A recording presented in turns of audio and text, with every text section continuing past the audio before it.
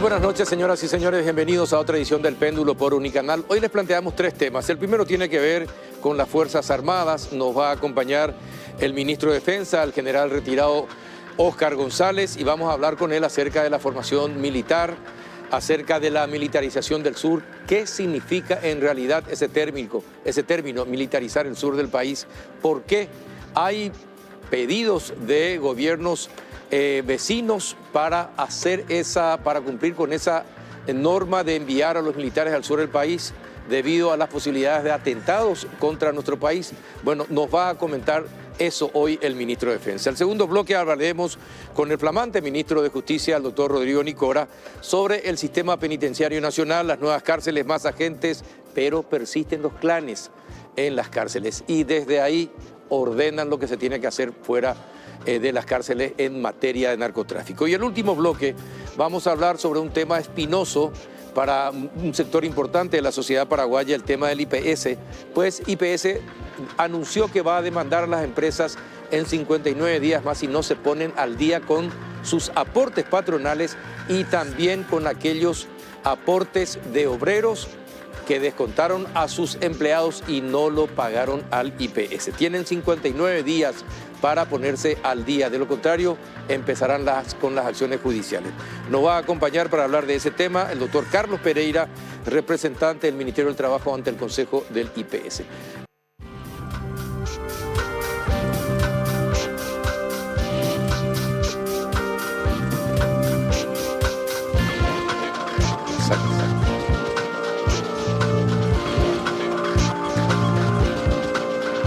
¿Qué tal, general Óscar González, ministro de Defensa? ¿Cómo anda? Buenas noches. Buenas noches, don Carlos. Buenas noches a la audiencia. Y bueno, gracias por la invitación. No, gracias a usted. Bueno, vamos a comenzar hablando por la formación militar. ¿Qué está pasando en las Fuerzas Armadas, sobre todo en la Academil? Que es constante, porque todos los años hay problemas por los abusos que sufren los cadetes en manos de oficiales de mayor jerarquía o por sus compañeros con más años de antigüedad en el colegio militar. ¿Qué pasa? ¿Por qué esa costumbre militar? Si se puede decir costumbre militar. La verdad que yo considero que no es una costumbre militar. La violencia, convengamos que está instalada en la sociedad. Y las Fuerzas Armadas son un reflejo de la sociedad. Nosotros recibimos a los postulantes que vienen de nuestra sociedad. Entonces, pero eso no es excusa. Nosotros tenemos que evitar que hayan abusos por parte de personas que tienen la potestad que les confiere el Estado, del poder que tiene para comandar. Y ese poder no puede ser utilizado para abusar del mismo. Y estamos dando muestras de que vamos a corregir con todo el rigor de la ley y del reglamento militar estos hechos que se producen. Y a la pregunta de por qué esto es recurrente, y bueno, la verdad que para nosotros esa pregunta es muy difícil de contestar sin decir que hay una buena dosis de frustración en nosotros mismos, porque hacemos todo lo posible para que esto no ocurra y pero sigue ocurriendo. Siguen ocurriendo. Y bueno, trabajamos en la prevención y también trabajamos en la corrección. No vamos a dudar en tomar las medidas más drásticas que se puedan tomar para sancionar a la gente que abusa del poder, porque eso no es justo y riñe con la ley, con el reglamento y con todas las normas militares. El militar no está para ser prepotente y para alienar y maltratar a sus subordinados. De ninguna manera eso vamos a tolerar. Eso no es signo de valentía. Al contrario, es signo de cobardía. Sí. Está comprobado, don Carlos, porque yo tuve casi 35 años de vida militar y fui cadete durante 7 años. Y perfectamente yo puedo atestiguar eso. El cadete o el oficial violento es el que más, cuando se presenta una situación difícil, es el que más se acobarda. O sea que en realidad, la verdad es que disfraza su cobardía con la violencia. Y eso no vamos a tolerar. Perfecto. Ahora, el año pasado se produjo el caso del chico cuyo vaso rompieron por los golpes y compañía. ¿Qué pasó con los 3 oficiales que estaban al mando del colegio militar en ese momento? Bueno, lo del vaso roto es la semana pasada, Carlos. No, lo del vaso roto la semana Sí. pasada. Y bueno, y el chico que fue lastimado severamente, que incluso se hablaba de que podía retirarse de las Fuerzas Armadas. Y los 3 que estaban al mando del colegio militar esa noche, Sí. creo que fueron sancionados en estos días. Te explico, don Carlos. En primer lugar, el cadete que propinó los golpes al cadete menos antiguo, ese mismo día ya fue remitido a la cárcel militar de Viñascué. Específicamente, la jueza decretó su detención a las 23:30 horas y para las 0:40 ya estaba el cadete de 4º curso, estaba recluido en la cárcel militar de Viñascué.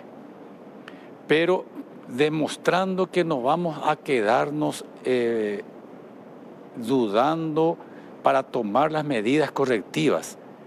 Se continúan ahora las investigaciones y producto de esas investigaciones la justicia militar el día de ayer determinó la prisión preventiva de tres oficiales que tendrían que haber controlado la actividad de los cadetes en ese momento.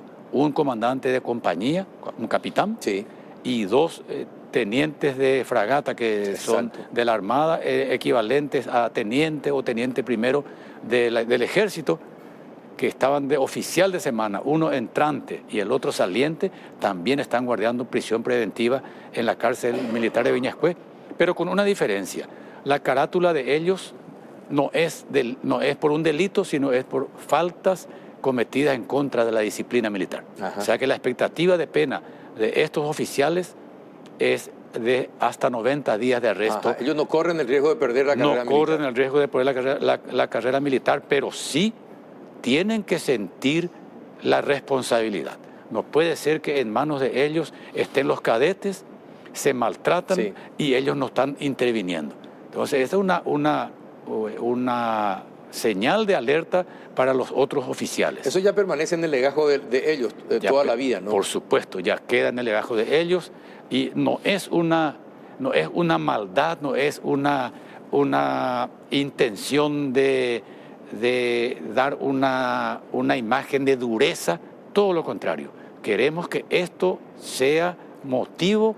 Es que tienen que ser buenos comandantes, en el futuro tienen que ser buenos comandantes, si no son capaces de controlar a la gente en la academia militar, a los jóvenes. ¿Qué sería el día de mañana si llegan al comando de alguna institución Así grande? mismo, porque el oficial tiene que ir formándose desde los niveles más bajos. Siempre les digo a los oficiales, a general asciende el subteniente o equivalente. Exacto. No el coronel que ya tiene su carrera formada. Y bueno, entonces tienen que ir desde los grados más bajos, tienen que ser responsables, tienen que conducir la tropa que se pone a disposición de ellos con corrección y con mucha responsabilidad. Bueno, hoy en el noticiero acabamos de pasar un material acerca de un militar de 28 años. Creo que es un vicesargento, si mal no recuerdo. A ver si desde producción podíamos poner el video del militar esta mañana muy temprano, ingresando con su vehículo a una casa y chocando contra la pieza de una de las personas que vivían en la casa.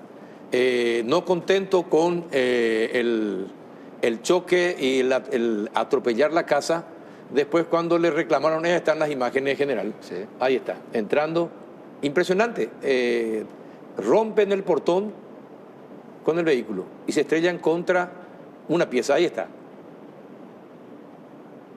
Estaba acompañado de su pareja, el militar, al parecer con alto contenido de alcohol encima. Seguro. Dio positivo al alcotés No contento con todo esto, también agredió a la propietaria de la casa, que le reclamó lo que sucedió, ¿verdad? Ya está detenido. Él violó una medida disciplinaria, él tenía arresto domiciliario, violó esa medida que tenía. Bueno, ¿qué se puede hacer con un oficial de 28 años o un vicesargento que se comporta de esta manera, general? Y tiene que ser objeto de un sumario y todo el rigor de la ley, en este caso inclusive la ley ordinaria, porque esto no es un delito militar, Sí. tiene que ser sometido a la justicia ordinaria, amén de que va a recibir también la sanción disciplinaria correspondiente. Ajá. Si es condenado en la justicia ordinaria, ¿pierde la carrera? Si la justicia ordinaria determina, y la justicia militar también, si la condena es de 1 año de cárcel, automáticamente eso conlleva la baja deshonrosa de las Fuerzas Armadas. Sí, señor. Ese es el castigo. Ese es el castigo. A partir de 1 año. Sí. Ajá. Bueno, no es fácil manejar a los soldados. No es fácil. Por eso que la disciplina militar debe ser estricta, las exigencias que se deben de tener en la formación de los oficiales debe ser realmente fuerte, porque conducir a personas no es fácil. El conductor tiene que estar muy bien formado, tanto profesional como, ni qué decir, moralmente. De lo contrario, no es un buen conductor, no es un buen comandante. Exacto. General, surgieron versiones acerca de esta decisión del gobierno de llevar a los militares al sur del país con la intención de combatir al crimen organizado. Sí, señor. Debido a los últimos sucesos de gente que ingresaban a las comisarías, encerraban a los policías en las cárceles de las comisarías y después hacían lo que querían en los pueblos.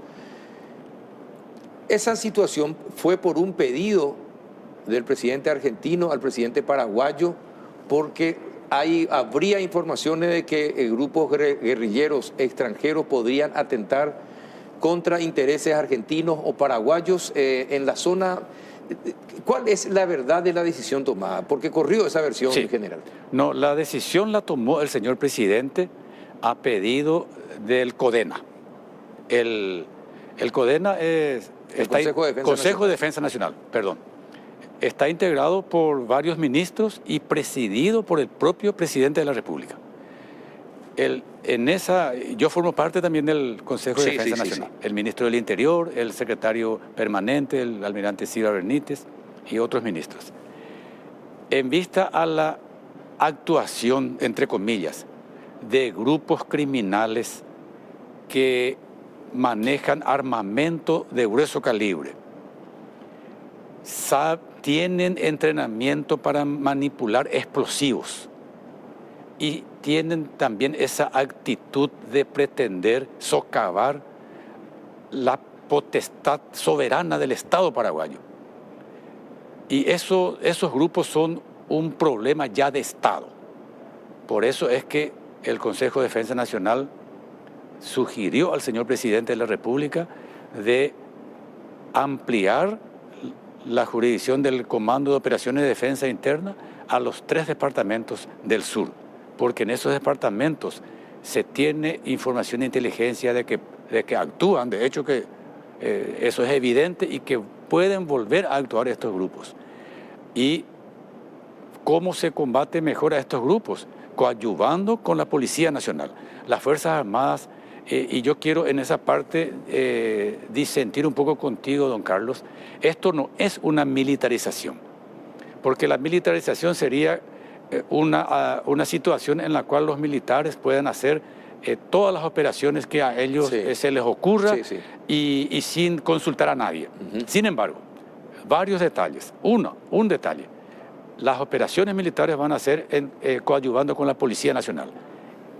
Segundo, respetando la doctrina de empleo y la naturaleza de empleo también de las Fuerzas Armadas. Y lo más importante, don Carlos, no es militarización, porque las tareas de las Fuerzas Armadas van a ser realizadas con autorización y con acompañamiento del Ministerio Público. Y esa es la garantía de Ahora, que... la Fuerza Armada va a permitir que el fiscal indique acciones, por ejemplo, que podrían llevar a cabo militares y policías conjuntamente. No es que vamos a permitir. No, sí, porque Nosotros, no van a estar comandados por un militar, sino que va a ser el fiscal el que ordene una intervención. las tareas van a ser comandadas por el militar, del destacamento que esté en ese momento. Pero las tareas tienen que estar autorizadas por el Ministerio Público. Eso es así en el CODI. Si no autoriza el Ministerio Público, no actúa las Fuerzas Armadas. Eso es así en el norte también, don Carlos. En la FTC que conocemos. Con el fiscal general del Estado sobre esta cuestión. Sí, señor. ¿Y en qué términos hablaron y a qué acordaron? No, él acompaña, como acompaña siempre la Fiscalía, el Ministerio Público en la Fuerza Tarea que está al norte, la que todos conocen. En la misma forma van a acompañar las operaciones al sur, sin ningún inconveniente, porque el Estado de Derecho exige eso, don Carlos. Por eso que cuando se dice militarización, yo siempre aclaro que no es así. Y vamos a respetar la misión de la Policía Nacional. Nosotros no vamos a abrogarnos ninguna tarea que le corresponda exclusivamente a la Policía Nacional, de ninguna manera.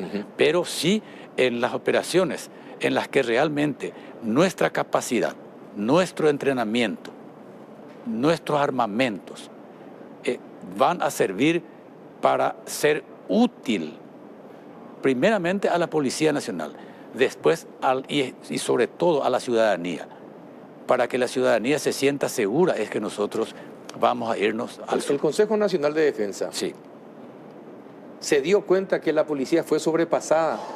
Por eso este consejo al presidente de la República de apoyar con militares alguna acción contra el crimen organizado en el sur. No, señor, no. La Policía Nacional no fue sobrepasada, pero sí no podemos quedarnos nosotros mirando desde nuestros cuarteles las operaciones de grupos de delincuentes con armamento de guerra. Imagínate, don Carlos, para manipular esos explosivos hay que estar muy bien entrenados. Sí. Entonces, las Fuerzas Armadas, teniendo esa capacidad, no puede quedarse en los cuarteles mirando la vida pasar. Es por eso que el Consejo de Defensa Nacional sugirió al presidente de la República para tomar esta decisión. Es importante que se le explique a la gente todo esto que está señalando, general, para que la gente entienda y no tenga miedo de lo que puede sobrevenir. El gobierno de Estados Unidos siempre puso la mira en la triple frontera.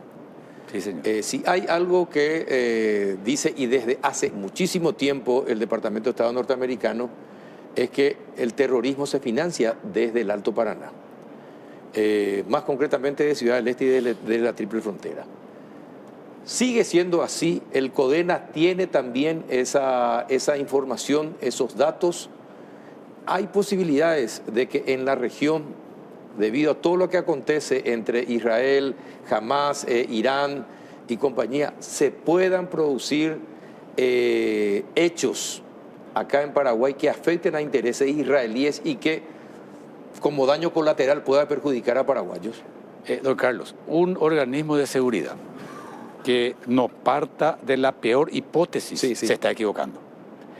Nosotros levantamos todas esas hipótesis y por eso es que estamos presentes en el sur. Porque, reitero, siempre hay que partir de la peor hipótesis, de que van a ocurrir atentados terroristas o de otra naturaleza. Por supuesto que esas hipótesis son manejadas y en base a esas hipótesis se hacen los planeamientos para que cuando se produzcan tengamos ya nosotros un planeamiento acorde a eso que se produjo. Que no sea que ocurre un hecho y empezamos recién a planear. Tenemos todo planeado e inclusive es más.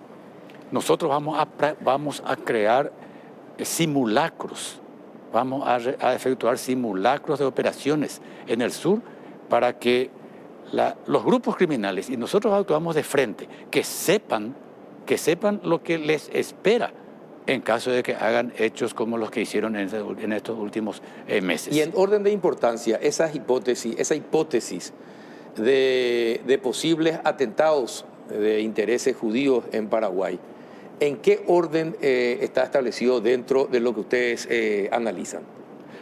No quiero mencionar eso, don Carlos. Contana, eso es general. No. Sí, eso es lo que da gusto escuchar.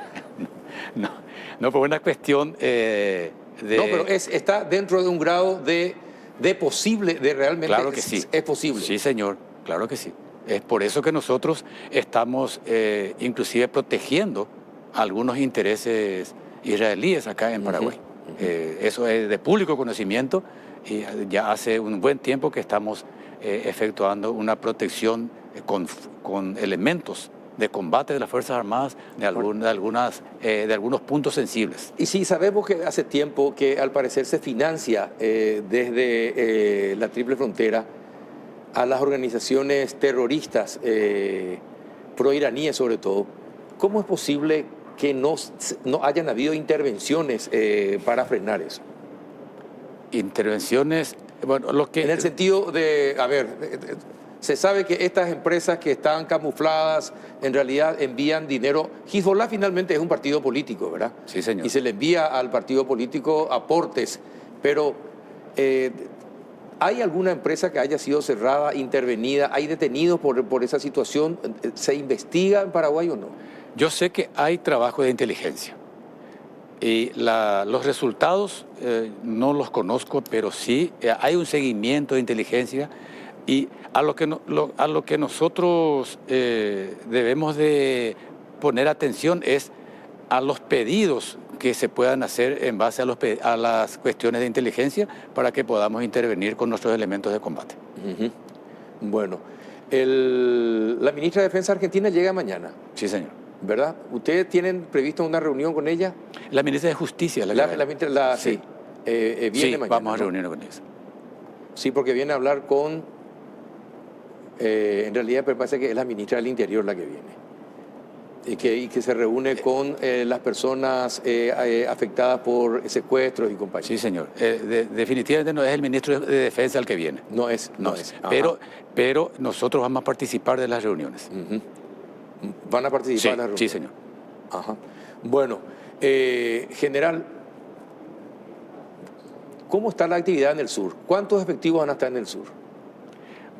No voy a hablar de efectivos porque voy a hablar de destacamentos de empleo rápido. Y los destacamentos tienen una característica muy especial. Pueden estar constituidos por 10 o por 1000 hombres. O sea que la composición es muy variable y es más, la ubicación de los puestos de comando inclusive son muy variables porque por su nombre mismo lo dice, es de empleo rápido y ahora sí que el dispositivo que vamos a utilizar al sur es muy diferente al dispositivo que se está empleando al norte. No se van a dividir los departamentos en las subáreas de pacificación con las que estamos dividiendo el territorio del norte. Son destacamentos de empleo rápido los que vamos a utilizar y esos destacamentos van a estar desplegados de acuerdo a las informaciones de inteligencia que dispongamos en ese momento. Ajá. Bueno, acá me dicen, me escriben los televidentes que le felicitan por estar en el programa y me dicen, cuando se afectan derechos humanos como la integridad física, la jurisdicción competente es la ordinaria y no la del Tribunal Militar. Eso lo tienen claro los militares, ¿verdad? Sí, señor. Yo inclusive tengo conversaciones con el señor fiscal general del Estado sobre ese tema. Sé a qué se debe esa acotación, don Carlos. Por Constitución. Si no estoy equivocado, el artículo 178, no estoy seguro, establece la jurisdicción de los tribunales militares. Y en ese artículo establece que los delitos militares cometidos por militares en función de su servicio tienen que ser dirimidos, tienen que ser entendidos por la justicia militar. ¿La justicia ordinaria quiere intervenir? Sí puede intervenir. Y ahí se genera un conflicto de competencia, exacto, que debe ser dirimida por la Corte Suprema de Justicia.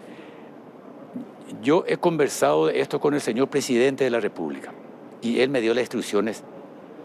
Vaya, ministro, hable con el fiscal general del Estado para que ese aparente litigio de competencia no impida que se haga justicia. No, lógico. Lo importante es la justicia. Sí, señor. Y es más, claramente yo le manifesté al señor fiscal general del Estado, si la intervención de ustedes va a hacer que la justicia sea más rápida y sea más contundente, adelante. Nosotros no vamos a ser los que vamos a entorpecer eso. Sí, porque Paraguay tiene tratados firmados con la Corte Interamericana de Derechos Humanos y ellos establecieron cuándo es competencia de tribunal militar y cuándo es competencia de justicia ordinaria, ¿verdad? Desde nuestra posición, si la justicia ordinaria quiere intervenir, que intervenga, y si eso va a ser mejor, porque nosotros estamos interesados en que se haga justicia, don Carlos. Exactamente.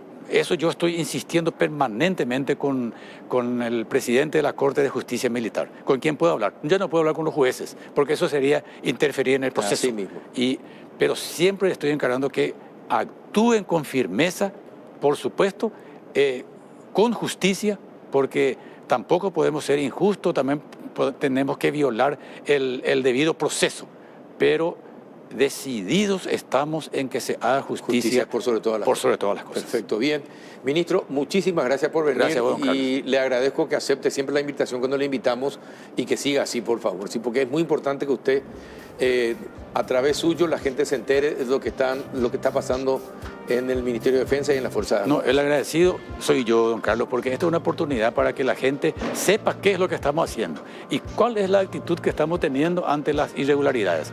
Porque las irregularidades ocurren. Sí. Eso no vamos a atajar así nomás. Pero lo feo es que ocurra una irregularidad y no se haga nada. Y en eso no vamos a caer nosotros. Perfecto, muy bien. El general Óscar González, ministro de Defensa Nacional. Buenas noches, ministro. Gracias por haber venido. Buenas noches, señor. A la vuelta a la pausa, el ministro de Justicia. En instantes.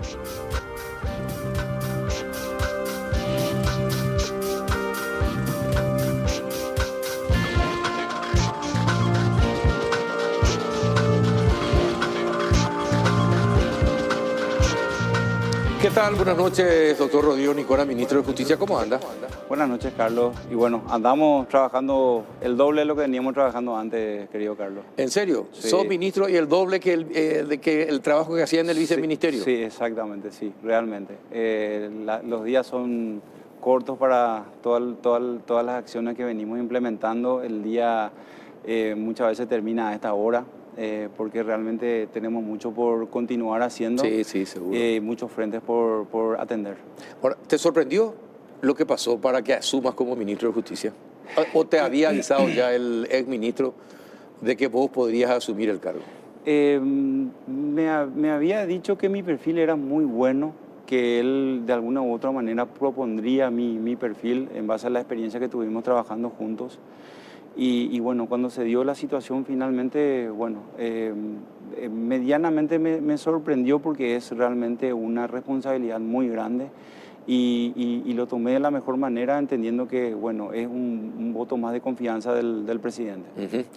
Sí, porque él ya había perdido la confianza de algunos sectores que incluso habían pedido ya su cabeza y el presidente no había dado curso a esos pedidos, pero finalmente termina renunciando según el informe oficial.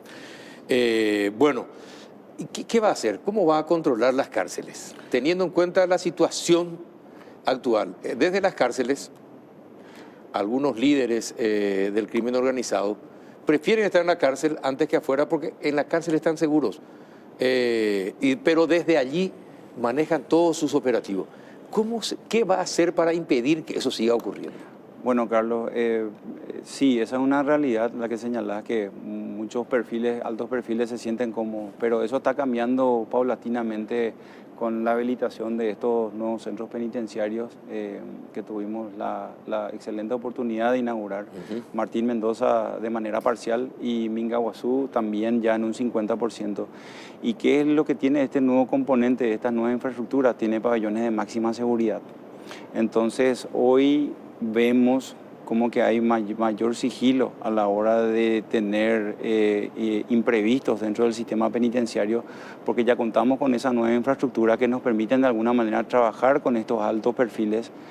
Tal es así que a raíz del operativo Veneratio, bueno, nos vimos en adelantar los tiempos para habilitar Martín Mendoza y hoy día están ocupando esos lugares, estos altos perfiles que fueron objeto de ese gran operativo. ¿El penal de Ciudad del Este cuándo van a cambiar?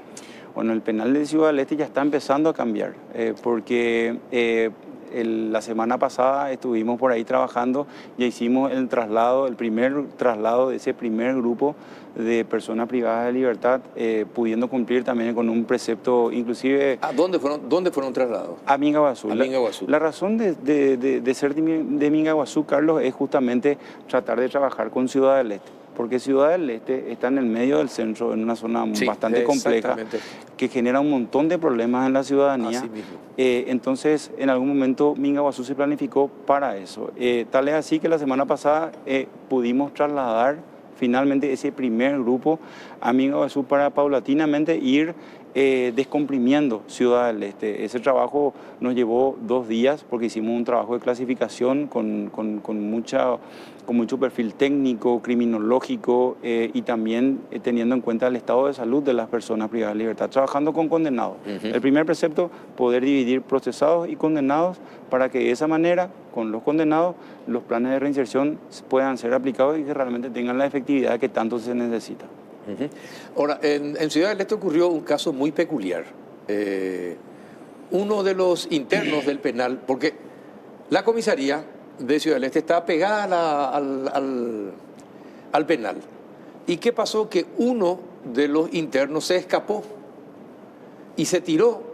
Y cayó en la comisaría. Y cayó en el patio de la comisaría. Sí, increíble, ¿no? Uno en las historias cuando ve este tipo de cuestiones es para hacer un guión para Netflix. Sí, parece una comedia, pero ocurrió en la vida real en Paraguay. Ocurrió en la vida real. Y ese concepto justamente de tener un destacamento policial al lado de la penitenciaría es justamente de las políticas penitenciarias de antes, ¿verdad? Lo mismo ocurre con Tacumbú, que está al lado de la FOPE también. Pero hoy día a lo que se apunta justamente como uno de los pilares del nuevo modelo de gestión penitenciaria que lo venimos pregonando desde el Viceministerio de Política Criminal, es que justamente tenemos que sacar del radio urbano estos centros penitenciarios por cuestiones estrictamente de seguridad y de convivencia con la ciudadanía. Sí. Es cierto. ¿Y qué pasa, por ejemplo, con el pastor Ifrán, que ya anunció que iba a demandar los guardiacárceles al ministerio por la privación de su libertad? Bueno, ¿qué piensa de esa acción que va a tomar? ¿Averiguó todos los datos de los guardiacárceles y compañía? ¿Qué piensa de esa situación? Bueno, nosotros evidentemente tenemos que entender que la estrategia de la defensa de un abogado defensor va a buscar justamente todas las herramientas legales y jurídicas para quitar de ese contexto de encierro. Pero esta es la primera vez que yo escucho que una persona como del nivel de Ifrán piensa demandar al Estado paraguayo. Y bueno, y ahí estará el Ministerio de Justicia también defendiendo justamente el derecho de la ciudadanía a sentirse segura, porque yo entiendo, también me siento ciudadano y también transito por las calles todos los días y tenemos el respaldo justamente de la gente que nos pide más seguridad. Y en ese contexto, Carlos, justamente es que este nuevo gobierno entendió que el problema de la administración del sistema penitenciario, el problema que tiene el Ministerio de Justicia, no lo va a solucionar solamente el Ministerio de Justicia. Este es un problema de seguridad nacional. Justamente cuando hablamos de estos perfiles que están sindicados con el narcotráfico, el crimen organizado, contamos con el apoyo de las Fuerzas Armadas de la Nación, la Policía Nacional, el CODENA. Hay muchas instituciones involucradas en mejorar la realidad de hoy día del sistema penitenciario. Si es un tema de seguridad nacional, ¿qué es lo que se plantea para evitar que las cosas sigan de la forma como estaban anteriormente? Bueno, ¿qué cosas piensan hacer para cambiar la situación? Bueno, qué cosas se plantean y qué cosas ya se hicieron, ¿verdad? Puedo hablar puntualmente del operativo Veneratio, puedo hablar del operativo Yuapú, que fue un trabajo interesantísimo que se llevó adelante con el gobierno de Brasil, donde se trabajó en un lapso aproximadamente de 3 meses para identificar a las personas que tenían doble nacionalidad, doble identidad dentro del sistema penitenciario paraguayo, que realmente tenían procesos abiertos o condenas en Brasil. Se identificaron esos perfiles, se procedió posteriormente a un trabajo bien sincronizado con los militares y policías para extraer a esa persona y devolverlo al vecino país. Lo que propone el gobierno, Carlos, son acciones puntuales, pero también acciones a largo plazo. Y en ese tren de acciones a largo plazo está este tratamiento de las personas privadas de libertad en el nuevo modelo de gestión con 3 pilares fundamentales. La infraestructura, que ya le estamos habilitando. 2, la clasificación de esos perfiles para trabajar aisladamente con cada uno de ellos. Máxima seguridad es un pilar fundamental para estas organizaciones criminales. Y tercero, fortalecer los recursos humanos que tenemos dentro del sistema, porque todo lo que ocurre dentro del sistema tiene que haber algún tipo de arreglo, acuerdo con los funcionarios para que se ingresen todas las cuestiones que se ingresan dentro del sistema. Claro, ahora, ya que es un tema de seguridad nacional y para cárceles de máxima seguridad, ¿por qué se siguen habilitando cárceles en comunidades densamente pobladas? Esa intención de llevarlos al Chaco, por ejemplo, a la Gerencia, no sé en dónde, en zonas más aisladas, lejos del mundanal ruido, como se dice, o de las comunidades. ¿Por qué es tan difícil hacerlo en Paraguay? Bueno, Carlos, siempre me preguntan eso, ¿por qué no lo llevamos allá al fondo del Chaco, a esta persona? La logística que requiere mantener un grupo de 1.200 personas privadas de libertad, la seguridad que requiere y los recursos humanos involucrados para que realmente podamos hablar de modelos de reinserción y todo lo demás es enorme. Imagínate un recorrido diario o semanal de provisión de insumos, de recambios de guardia, de las familias desarraigadas, de aquellos personales que trabajarían eventualmente en el Chaco, más los familiares de las personas privadas de libertad. O sea, el concepto es muy bueno, pero la realidad con lo que tenemos es bastante compleja. Claro, no, yo entiendo, pero en contrapartida, el daño que hacen teniendo todo a disposición, porque celulares tienen, algunos hasta televisores, tienen gimnasios, etc. ¿Por qué? Y porque hay complicidad del personal de guardia cárcel o de los directores de los penales, porque para mucha gente es imposible resistirse al dinero, ¿verdad? Sí, y ahí nosotros hacemos mea culpa primero, Carlos, porque nosotros también nos debemos a mejorar las condiciones de aquellos agentes penitenciarios que están trabajando, eso primero. Y como te había comentado, centrarnos justamente en fortalecer el capital humano. No hay otra manera, ¿verdad? Porque podemos tener infraestructura de primer nivel, aislado también en el Chaco, pero si continuamos con los viejos vicios vamos a tener el mismo resultado. Esa es la realidad. Claro, los inhibidores, ¿por qué no funcionan? ¿Por qué se apagan? ¿Por qué siempre tienen problemas? Por ejemplo, ¿verdad? Ya que no se puede, por lo caro que supondría un penal en el Chaco aislado, si están acá en las ciudades, tienen que existir todos los mecanismos de seguridad para que la población sepa que desde la cárcel no se está haciendo la distribución de droga, no se están impartiendo órdenes para matar a alguien o para distribuir y llevar drogas de aquí para allá, por ejemplo. No sé si se entiende lo que quiero significar. Clarísimo, Carlos, totalmente. Y ahí tenemos una herramienta muy importante. En vez de invertir 4 o 5 millones de dólares en inhibidores de teléfono, ¿por qué no fortalecemos nuestro capital humano? Sabemos que la corrupción está enquistada, es un sistema que viene de años, pero nosotros vemos en el fortalecimiento del capital humano una solución paulatina. Por otro lado, la herramienta que tenemos hoy con la ley de emergencia penitenciaria nos permite justamente contar con las Fuerzas Armadas para cercar perimetralmente nuestros centros penitenciarios y el acompañamiento de la Policía Nacional, el concurso de las fuerzas públicas. Eso, de alguna manera, o en gran medida, nos ayuda a fortalecer la seguridad de la comunidad que se encuentra cercana a los centros penitenciarios. ¿Cuánto tiempo lleva tener gente preparada, con buen salario, honesta, y que no se venda y que permita que entren cosas prohibidas, drogas, mujeres, bebidas a los penales, celulares, etcétera, etcétera. ¿Cuánto tiempo cree usted que se podría tener un guardia cárceles de ese nivel? Bueno, los nuevos agentes penitenciarios que hoy día están trabajando en Martín Mendoza, en máxima seguridad, entrenados con capucha, sin ser reconocidos, con la prohibición de dialogar con las personas privadas de libertad que se encuentran ahí, vinieron de un proceso de 2 años, Carlos. 2 años de capacitación teórica, y después pasaron a la capacitación práctica también, previamente a la ocupación de esa penitenciaría en diciembre, a la par que el operativo Veneratio. Medianamente, para tener un personal bien capacitado, responsable, el primer precepto es tu proceso de selección. ¿A quién le vas a capacitar? De ahí empezamos. Ahí justamente vuelvo a hablar del nuevo modelo de gestión, que justamente busca establecer unos estándares bien altos para no meter gente de bajo perfil o gente que tenga algún grado de parentesco con personal que ya se encuentra trabajando en el sistema penitenciario. Y esto no es una discriminación, es simplemente buscar el conflicto de intereses. ¿Qué es conflicto de intereses? Yo no creo que exista en el sistema penitenciario un tío que le denuncia al sobrino o un padre que le denuncia al hijo si encuentra algún hecho de corrupción que está generando esa persona. Entonces, partiendo de esa premisa, el proceso de selección es fundamental, y después mínimamente se necesitan 2 años para sacar un personal que realmente te va a rendir y te va a generar un resultado. Esa es la realidad.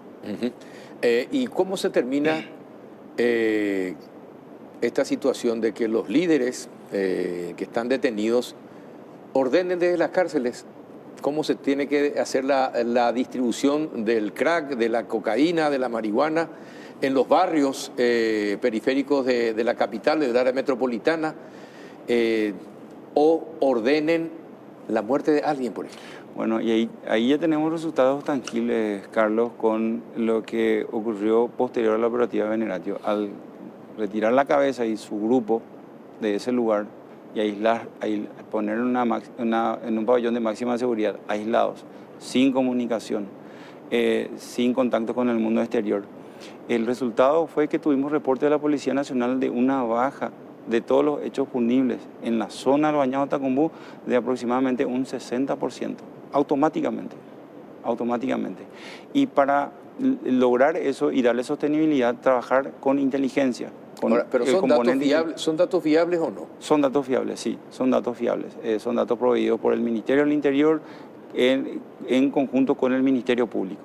Y ahí el sostenimiento de esas políticas, porque una cosa es un trabajo puntual a través de un operativo, pero después darle sostenimiento a eso.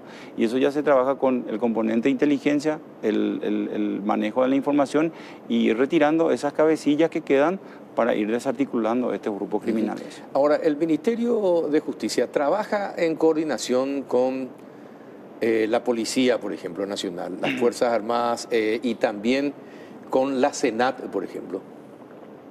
De manera coordinada. Sí, la Policía Nacional, ya hablo también de antinarcóticos de la policía. Es decir, trabajan, hay contactos. Muy buen relacionamiento con la Policía Nacional. Tenemos trabajos muy interesantes que se quieren llevar adelante o que se están llevando adelante, y también con la Secretaría Nacional de Inteligencia, Carlos, para compartir esa información con la SENAT. Por supuesto, también tenemos un contacto directo con el ministro, con el ministro Jalil, porque vuelvo a lo mismo, ¿verdad? Este problema no es un problema que el Ministerio de Justicia solo va a poder realmente generar un impacto, una diferencia, un cambio. No, y por eso, sí. Justamente por eso. Y bueno, ¿y cuál es el nivel de entendimiento? ¿Hacen trabajos conjuntos? ¿Planifican tareas de manera conjunta? Muy bueno. Tal es así que en estos días me estuvieron consultando sobre justamente funcionarios en otros momentos, en otros gobiernos, que filtraban información y ese tipo de cuestiones. Y el ejemplo más claro está que tanto el operativo Veneratio como el Yuapú no tuvo ninguna filtración, se pudo ejecutar sin ningún problema y no hubo ningún imprevisto para poder realmente llegar al objetivo. ¿Y por qué? Porque están sólidas las instituciones, Carlos, porque hay un entendimiento entre la Policía Nacional, el Ministerio de Defensa, el CODENA y la SENAT, que realmente está dando sus resultados. ¿Y qué pasó entonces anteriormente para que existieran las filtraciones? Bueno, a mí me gusta hablar de la actualidad, de lo que estamos teniendo, ¿verdad? Pero bueno, la información y los antecedentes están a la vista, ¿verdad? Funcionarios que no fueron leales a la institución, que probablemente pudieron haber recibido algún tipo de dinero y en base a eso se frustraron muchos operativos del Ministerio Público. Claro, el Ministerio también está representado en el CODENA. El Ministerio Público. No, el Ministerio de Justicia. Bueno, el Ministerio de Justicia no tiene una representación activa, pero sí, en base a la necesidad, participa también en el Consejo Nacional de Defensa. No, le preguntaba esto teniendo en cuenta el tema de las filtraciones, ¿verdad?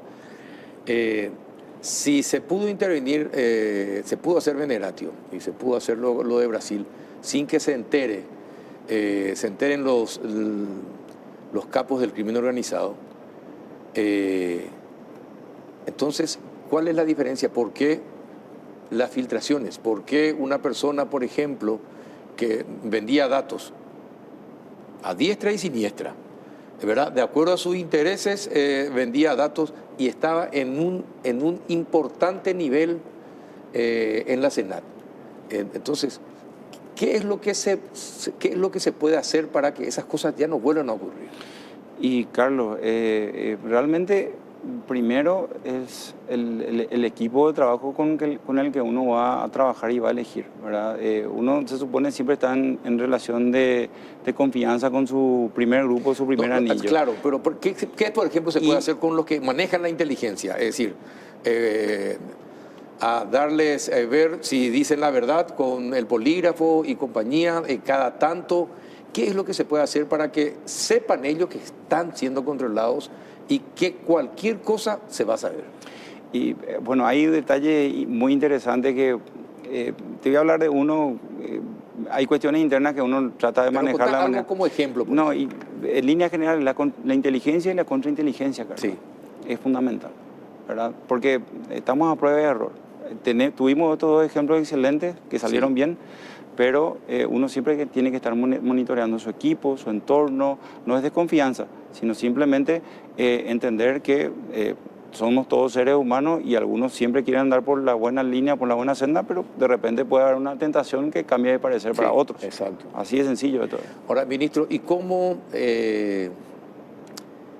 se resuelve la injerencia política? ¿Qué va a hacer usted si se mueven las influencias políticas y se evita que una persona, por su condición de político o tiene allegados políticos, le dicen, no, trata de ser más suave, que esté en libre comunicación, etcétera, etcétera, etcétera? Bueno, ¿cómo va a tratar esa situación?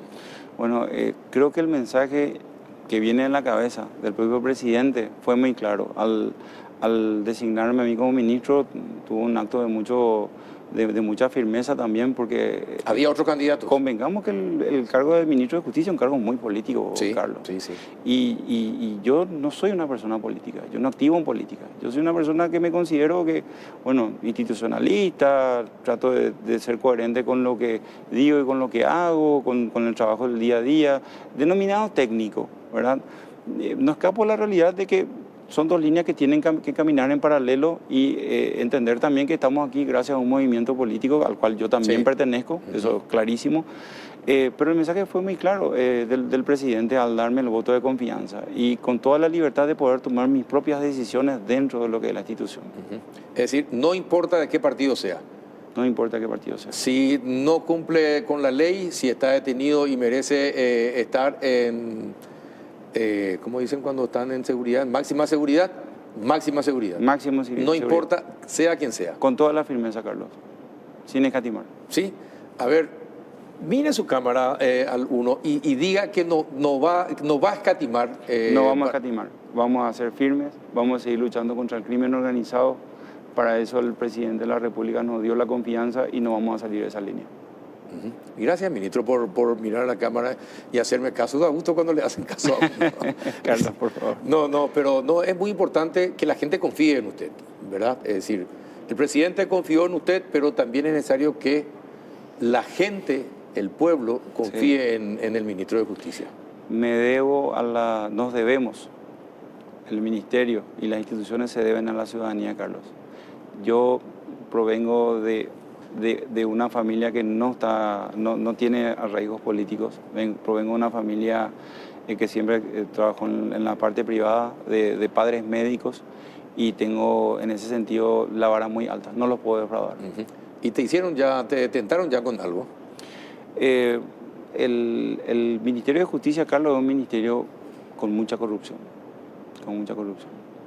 esa es la verdad. ¿Y esa corrupción del Ministerio de Justicia te tentó ya? No directamente, porque ya me conocen desde hace unos años y saben cuál es mi forma de trabajar. Pero también yo quiero siempre hablar en positivo, porque hay muy buenos funcionarios y hay muy buenos agentes penitenciarios que, por más de que no perciban el salario que les corresponde, por el nivel de peligrosidad al que se enfrentan en el día a día, están comprometidos con la institución. ¿Y cómo vas a desterrar esa corrupción? ¿O cómo vas a disminuir, por lo menos mientras dure tu gestión, esa corrupción del Ministerio de Justicia? Bueno, poniendo primero a personal clave, que realmente tenga la misma línea de pensamiento y objetivos que el mío. Eso es fundamental para poder tomar decisiones y poder delinear líneas de acción que no se filtren, que no se comenten, que puedan llegar a los objetivos claros. Y el proceso es paulatino, Carlos. Yo, desde que asumí este cargo, les vengo repitiendo mucho a todos los funcionarios, directores, inclusive a los agentes penitenciarios en Ciudad del Este, que quiero trabajar por resultados. Si no tenemos resultados en cierto lapso de tiempo, bueno, tendremos que ir haciendo los cambios más profundos. Exacto. ¿Y cuánto tiempo le da? ¿Un año? No, mucho menos. Mucho menos. Mucho menos. ¿Y si no, se le cambia? Si no, se le cambia. Se le cambia. Perfecto. Muy bien, ministro, muchísimas gracias por haber aceptado la invitación. Que tenga éxito en su gestión, que logre disminuir la corrupción en el Ministerio de Justicia, que los que son verdaderamente culpables estén, y aquellos que todavía no tengan condena, a ver que no estén guardando reclusión o que se haga lo que la justicia decida que se deba hacer, y por sobre todas las cosas que nos traiga tranquilidad, ministro. Gracias, Carlos. Esa es nuestra tarea. Esa tranquilidad que me estás pidiendo en nombre de la ciudadanía también la necesitamos. Yo también soy un ciudadano que transita todos los días por la calle, así que queremos hacer algo, queremos dejar algo. Nuestra tarea sabemos que es una tarea que no dura mucho tiempo, entonces el tiempo que estemos queremos marcar una diferencia. Que así sea. Gracias, ministro, por haber venido. Gracias, Carlos. El doctor Rodrigo Nicora, ministro de Justicia de nuestro país. A la vuelta de la pausa, este sí es un tema que duele, el tema IPS y lo que está pasando en el IPS. ¿Con quién? Con el doctor Carlos Pereira, representante del Ministerio del Trabajo en el Consejo del Instituto de Previsión Social. A la vuelta de la pausa.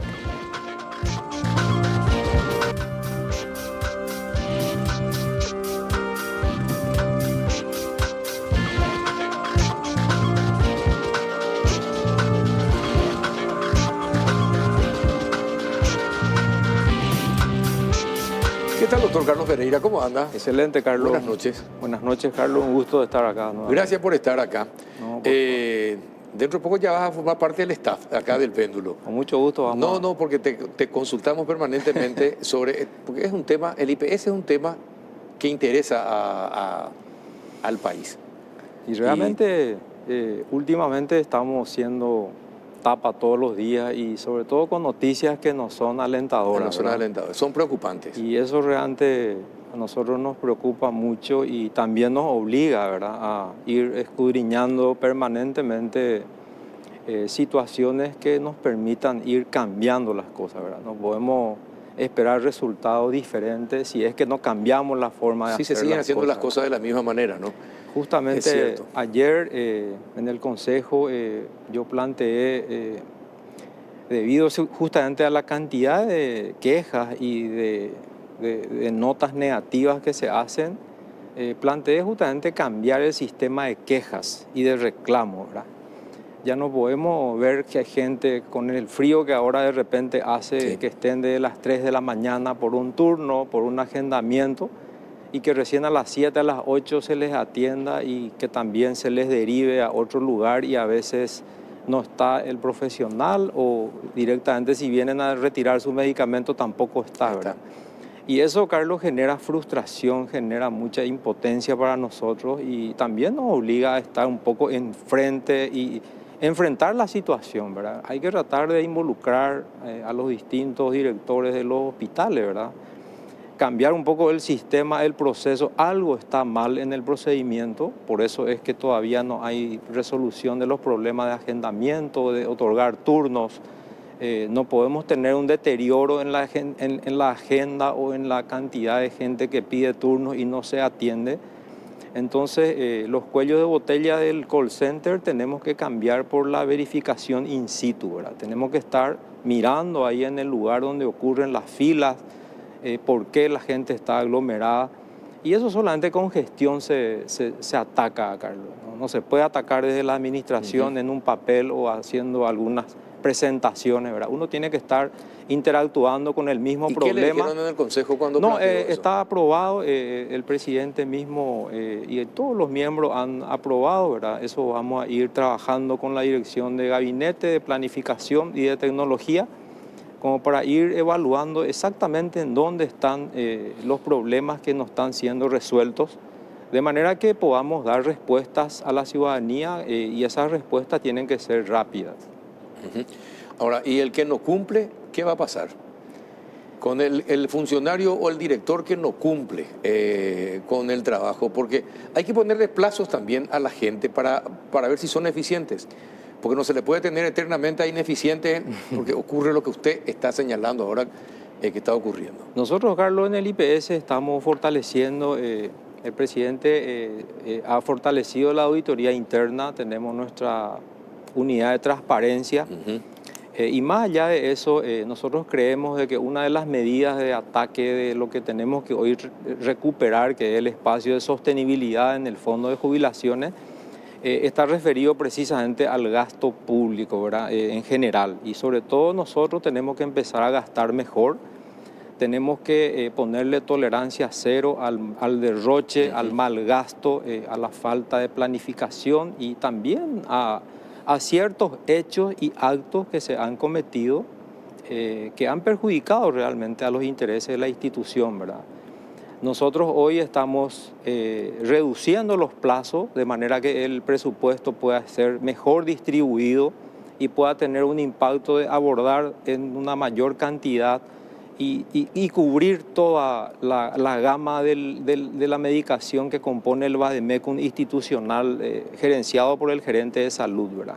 No podemos nosotros descuidar el abastecimiento oportuno de la medicación, sobre todo de aquellos que son críticos, me refiero a los productos oncológicos. Sí, ¿verdad? claro, sí.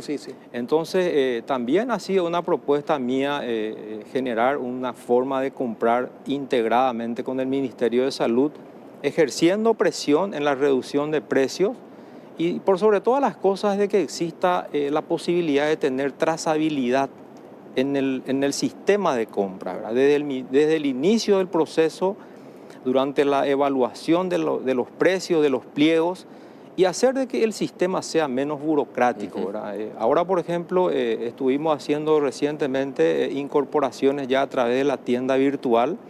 Esa es una modalidad que permite transparentemente comprar, pero de manera rápida, de modo que en la tienda virtual está un showroom de medicaciones y de tipología de medicamentos que ahí participan quienes estén dispuestos a proveer la cantidad requerida por el IPS y eso hace de que se tenga una respuesta más rápida, ¿verdad? En la compra, claro, en la adjudicación y sobre todo en la recepción de los medicamentos. Ahí es donde a veces se enlentece mucho y esos tiempos son los que hoy estamos en déficit con la ciudadanía, ¿verdad?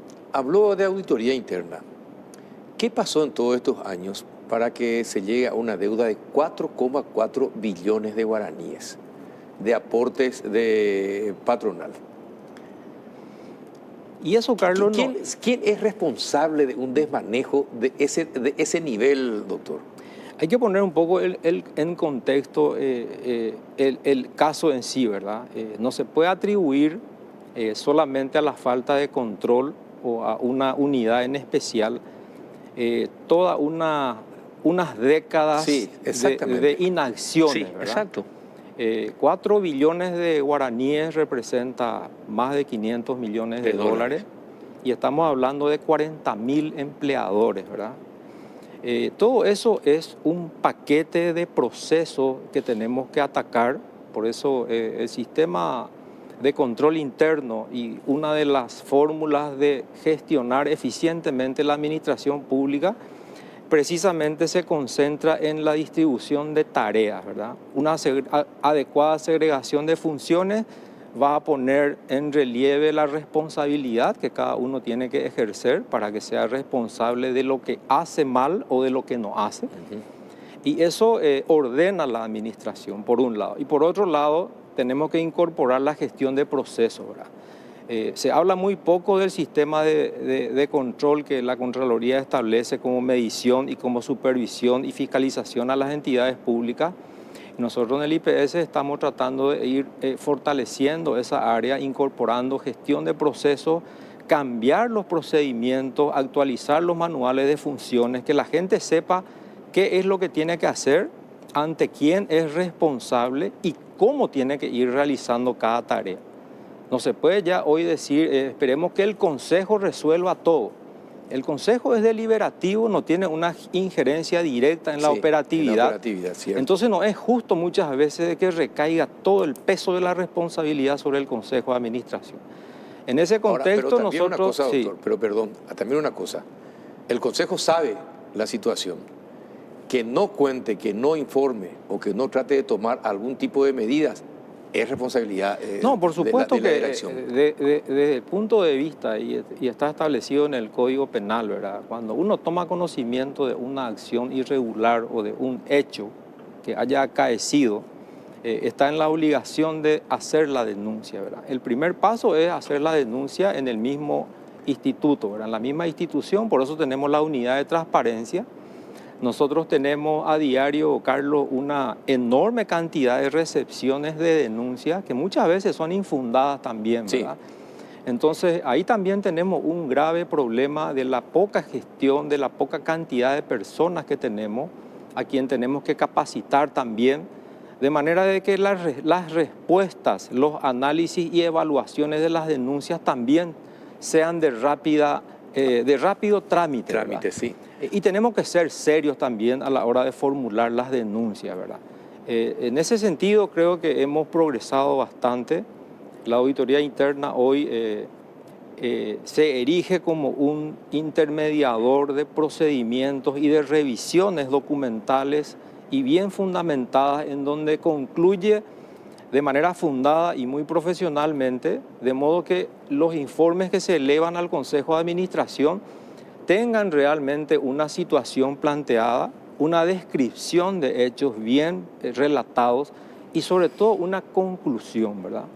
Nosotros necesitamos de que los informes sean orientadores, que cuando venga un informe al Consejo relate fundadamente y con una explicación técnica y que ya recomiende la acción precisa a tomar, claro, eso es de manera de que el Consejo resuelva realmente, porque si no, muchas veces los informes llegan y el Consejo tiene que interpretar primero y después perdemos mucho tiempo. Y esa es un poco la forma en que ahora estamos trabajando. Estamos tratando de agilizar procesos internos, tratando de romper esa burocracia que no es fácil. Y insisto yo, el presidente está también muy abocado a que se agilicen los procesos. Ayer estuvo dando declaraciones justamente dando tranquilidad a la gente de que ya estamos en el proceso final de recepción de las medicaciones que han sido adjudicadas hace unas semanas atrás.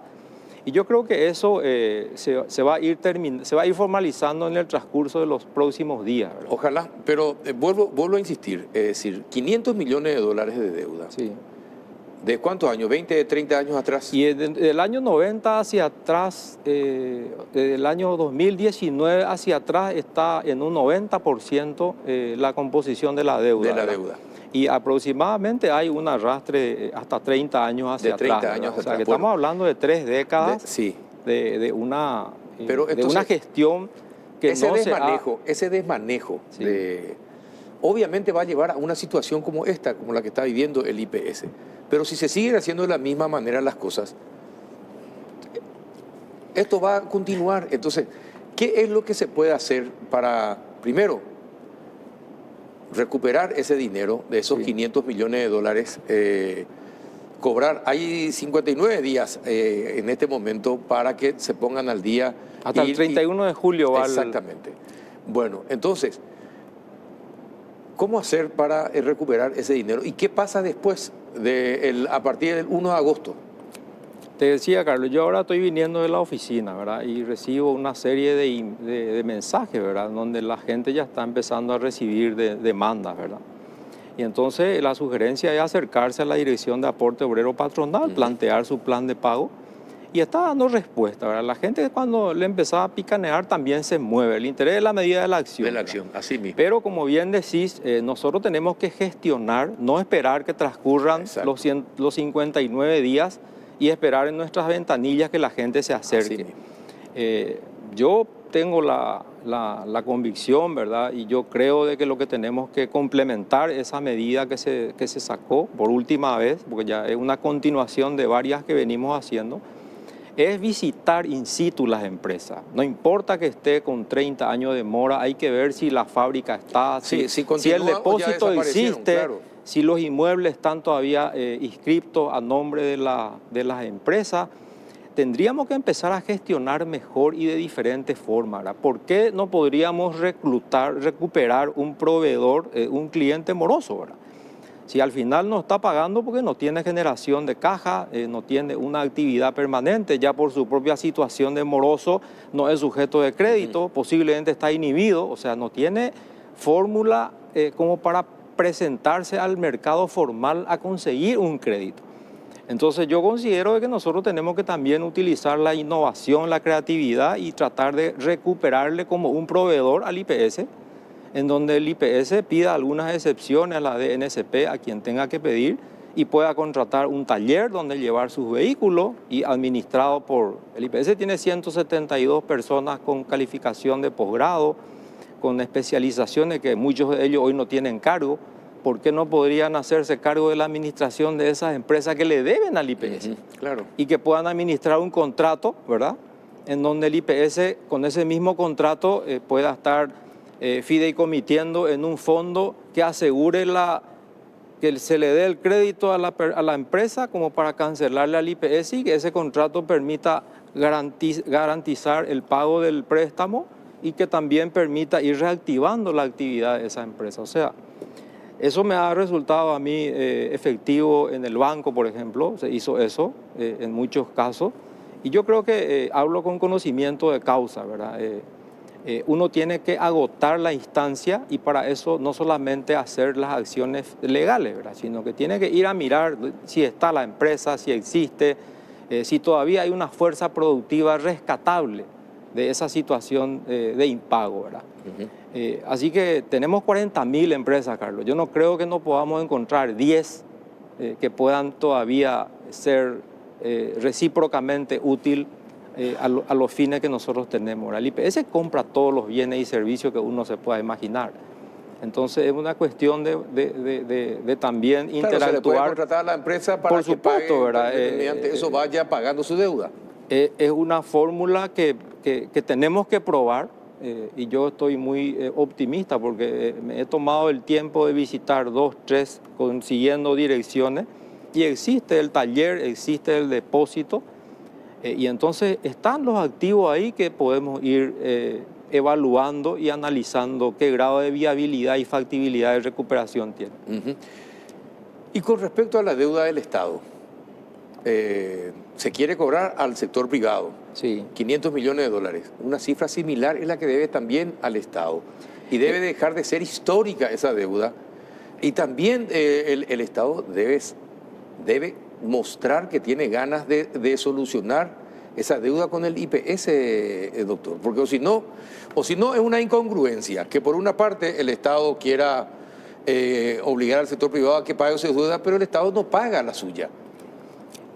Ahí, Carlos, yo quisiera no justificar esa situación, sino explicar, ¿verdad? Eso tiene una serie históricamente tiene una serie de respuestas, ¿verdad? En este momento el presidente del IPS está haciendo un esfuerzo enorme y está ultimando los detalles justamente con el Ministerio de Economía que nos está ayudando también en algún sentido, para presentar la propuesta formal de este paquete de medidas a nuestra Carta Orgánica, ¿verdad? Yo entiendo que eso está en la agenda del ministro, del presidente también, solo que primero nosotros necesitamos reponer el espacio de sostenibilidad que perdimos en este tiempo desde el año 2020 hacia adelante con relación al fondo de jubilaciones, ¿verdad? Ese paquete de medidas tiene 5 pilares fundamentales. El primero de ellos es la modificación de los 36 meses, que son los últimos 3 años para la jubilación. Hoy, cambiar por 10 años, eso va a ir de alguna manera equilibrando todo ese desajuste y esa distorsión. Para los que se van a asegurar, para los que se van jubilando desde ¿verdad? ahora. Porque el 80% de los cotizantes y aportantes hacen sobre el sueldo mínimo, 2.680.373 hoy, ¿verdad? Sin embargo, Los últimos 3 años... En los últimos 3 años multiplica saltan por a 3, 10, 4, a 12, 5 a 15, veces, sí. ¿verdad? Y entonces terminan jubilándose Así mismo. por un promedio de superior a 2 o 3 salarios mínimos, ¿verdad? Entonces, a eso se le suma el 2.5 que financia la CENEPA, 1,5%, 1% el SNPP. Eso representa otros 100 millones de dólares que el IPS venía hace años aportando a estas dos instituciones. Eso con este paquete de medidas Se elimina. va a retener el IPS y eso va a ir reforzando el fondo de salud, que es lo que hoy necesitamos fortalecer, ¿verdad?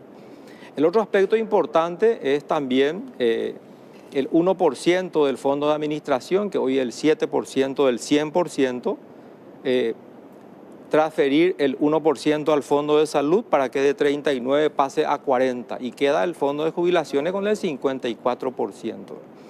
También está prevista en la modificación de la ley la posibilidad de que la Escribanía Mayor de Gobierno pueda hacerse cargo de las escrituraciones y de los títulos para que el IPS pueda ser propietario de sus bienes, e inscribir eso en los registros. Y nosotros también tener la potestad de poder enajenar aquellos bienes que hoy no estén arrojando ningún tipo de rentabilidad para el instituto, ¿verdad? Entonces son paquetes de medidas que nos van a permitir caminar más robusto, recuperar la sostenibilidad de nuestro fondo de jubilación y así también tomar medidas rectificativas, sobre todo en el ámbito financiero específicamente hablando. Y además de eso necesitamos también planificar mejor no solamente las compras, sino todo el abordaje de la integración de la salud. El presidente ayer se reunió con la ministra de Salud, están trabajando en la integración de ciertos hospitales regionales para tratar de compartir las fuerzas médicas que interactúan tanto en el ministerio como en el instituto. A veces eso también produce cierto tipo de situaciones de problema porque ganan más en uno o en otro lugar y trabajando en menor cantidad de carga horaria. Entonces estamos articulando mecanismos que nos permitan planificar mejor. Igualar todo. De que el servicio de salud realmente se preste como un sistema, no como dos polos que hoy compiten entre sí, y tratar de que eso se vea realmente beneficiado en el paciente. ¿Cómo está el tema de los depósitos en los bancos? Yo recuerdo, usted también recordará que el expresidente Juan Carlos Guasmosi había denunciado que se hacían muchos negociados con los depósitos del IPS en los bancos porque cada consejero de esa época tenía a su cargo los depósitos en los bancos y cobraban comisiones por esos depósitos. ¿Cómo hoy se hacen los depósitos? ¿Cómo hoy es el sistema? Yo creo que el IPS ha progresado bastante en ese sentido. El IPS tiene hoy más de 1.680 millones de dólares depositados en el sistema financiero, ¿verdad? Existe un mecanismo que se llama DataTech, que es como una suerte de licitación de tasas de cuando el IPS tiene vencimiento, es como que ofrece el monto que tiene de disponibilidad y ahí pujan los bancos, ¿verdad? Ofrecen las tasas que están dispuestas a pagar por los plazos que también están estipulados y realmente el IPS escoge la mejor tasa con los mejores indicadores de los análisis de riesgo que hace la Dirección de Inversiones. Yo creo que hoy, en ese sentido, el IPS tiene una forma transparente de publicar sus disponibilidades, ¿Es más complicado de a los consejeros hacer negociados? Nosotros no tenemos ninguna posibilidad de intervenir no hay ni ninguna. de incidir en la gestión financiera de la institución. El Consejo de Administración, Carlos, es un consejo deliberativo que solo puede sugerir. Nosotros solamente podemos pedir informe, analizar situaciones, plantear propuestas, opinar, ¿verdad? En ese sentido, yo creo que el IPS está colocando todos sus recursos siguiendo criterios técnicos legales y pueden hacer razonables. inversiones, es decir, por ejemplo, bonos. Por ejemplo, la semana pasada hablábamos con la gente del Banco Central, Sí, y nos contaba, el Banco Central compra bonos del gobierno norteamericano, sí, ¿verdad? Que son seguros. sin duda. Es decir, ¿el IPS puede hacer ese tipo o la Carta Orgánica le prohíbe? Lastimosamente ahora prácticamente tenemos prohibido la compra de bonos. Ajá. Por la analogía que se hace de que la deuda histórica no está pagada. Ajá. Entonces todos creen de que los bonos del Tesoro también podría ser un problema, ¿verdad? Cuando que en todos los países del mundo, todos los fondos de pensiones del mundo, lo primero que hacen con una categoría de riesgo cero es aplicar en la tenencia de bonos del Tesoro o de letras de regulación monetaria, que son instrumentos financieros que no tienen riesgo, ¿verdad? Nosotros ayer tuvimos una reunión muy importante con la AFD. Ellos están consiguiendo un empréstito con el Banco Mundial y justamente vinieron a explorar en el marco de la ley 7235, que justamente le atribuye el rol al Estado para poder controlar y la administración de recursos financieros de las cajas de jubilaciones y pensiones del país. Entonces, estamos ya nosotros también, Carlos, buscando opciones y qué abanico de alternativas tenemos, aparte de las tradicionales colocaciones en certificados de depósitos de ahorro, ¿verdad? Creo yo que podemos aplicar perfectamente en fondos de inversión que puedan tener proyectos de infraestructura. Esos son de plazos que se compadecen con la característica y la naturaleza de nuestra actividad, que es el fondo de jubilaciones. Tranquilamente el IPS puede invertir a 15, a 20, a 30 años. Y estamos explorando situaciones y posibilidades sobre el marco de una combinación de seguridad y de rentabilidad, como para que se pueda asegurar la colocación de los recursos del instituto en beneficio de la masa de jubilados que tenemos hoy y de los que van a ir incorporándose en el transcurso de los años. Van a tener que superar la resistencia de los sindicatos. Definitivamente, pero es parte de nuestra realidad democrática, es parte de nuestra realidad social y es algo que tenemos que lidiar día a día, y con el diálogo yo soy partidario de que siempre se pueden llegar a acuerdos interesantes. Ahora, usted me habló que hay gente del IPS que va a salir para hablar con las 40.000 empresas, con parte de las 40.000 empresas que adeudan al instituto. Hoy el director financiero recomendaba a la gente que si una persona se presenta en nombre del IPS sola, no es del IPS, que están yendo con la gente del Ministerio del Trabajo, Sí. que van a acudir, que van a ir acompañados, ¿verdad?, para que no sean sorprendidos en su buena fe. ¿Es así? Es una medida de protección que el presidente Brites, con todo su equipo y el equipo de gerentes, ha tomado y ha venido trabajando conjuntamente con la ministra de Trabajo, Empleo y Seguridad Social. Se ha hecho un trabajo muy interesante y producto de ese trabajo es la inspección que coordinadamente ellos van a definir y decidir cómo hacerlo, ¿verdad?